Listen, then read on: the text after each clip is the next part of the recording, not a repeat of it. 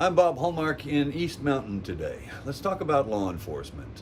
Across the country, law enforcement is in a difficult situation. There just simply aren't enough law enforcement officers getting into the business right now, and that's making it a struggle for a lot of large departments and a number of smaller departments as well. And that's what brings me to East Mountain today. And I want to introduce our East Mountain Police Chief, Stephen Rathbun.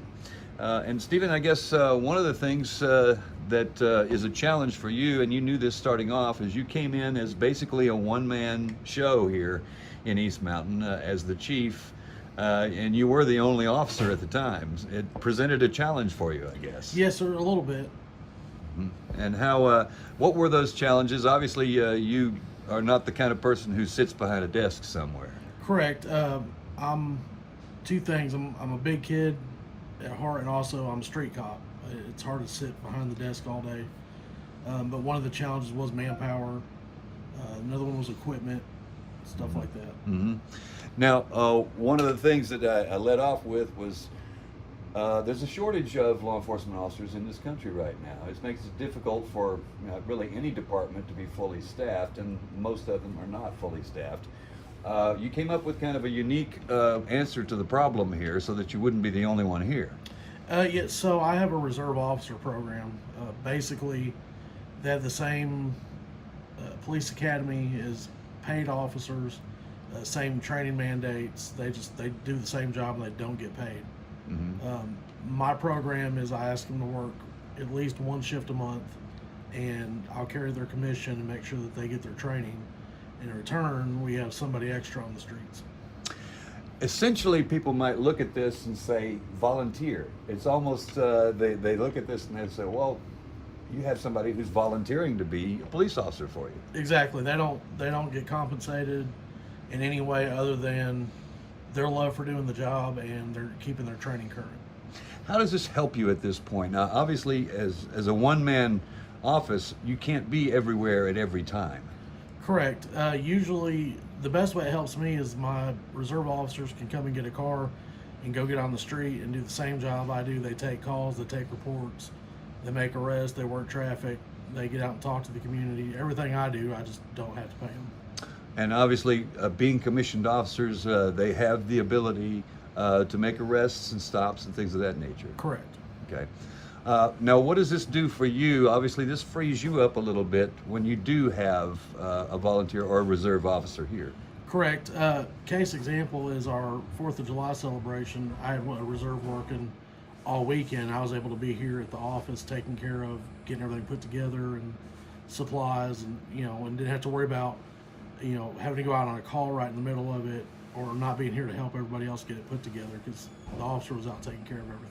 Do they work for other departments, or how does this work? They're allowed to. By T-Cole, they're allowed to hold a dual commission, so they could be commissioned by myself and another agency if they wanted to. Okay. So they could actually be working for another department and still be a reserve officer for you? Correct. Okay. And now, was it a challenge to actually find these reserve officers? How did you do that? Well, one of them I went through academy with, Mm-hmm. and he, we've known each other a long time. The other one I've ran into he's actually a firefighter in another city, and we've ran into each other at different training classes, and he wanted the opportunity to get on the street and do some good. Okay. So it's obviously working for you. So far, yes, sir. Okay. This might be a litmus test for other departments to show how they can do it. I mean, even if you do have maybe a limited budget, if you do have obstacles in your way, you can still do it by utilizing reserve officers. Yeah, some agencies do have a reserve program, some do not. Ours is both of my reserve officers are from this area. They know the area, they know the people. They've grown up either in or around East Mountain, so they have a close connection. And that's another thing that helps us as well, is they know the people in the territory. Okay. And obviously, you have plans in the future to add an additional officer, I guess. Correct. We're just trying to work through the vehicle challenges. Mm-hmm. And that's one of the things right there. You have a unique setup here where what you're wanting to do is create not only a salary but a vehicle as well. Yes. A lot of departments are moving toward take-home vehicles to help supplement the the salary caps. Mhm. With ours, we're going to try to follow the same model, and gas prices being what they are, it's helpful, beneficial to them to have a take-home vehicle. A big incentive, obviously, because that could help your officer obviously make ends meet, that sort of thing. Correct. All right. So I'm guessing you're very optimistic at this point. I am. I have very strong support from the community and the mayor and city council about continuing to move forward, kind of rebuilding everything from the ground up. They've been very supportive.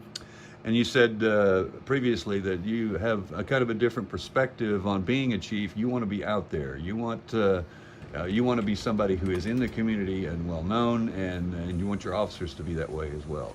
Correct. With small town policing, you don't know, you can't really help people and protect them and do what you need to do if you don't know who they are and they don't know who you are.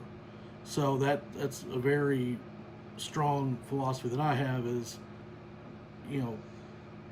to put it mild, but basically there's no bad guys in this office. Mm-hmm. They're on the street. People that need help generally are going to be out on the street. That's where we need to be seen. Okay. Chief, I appreciate it. Thank you. Yes, sir. All right. And we'll have more on this story tonight on KLTV 7 News. For KLTV WebXtra, I'm Bob Allmark.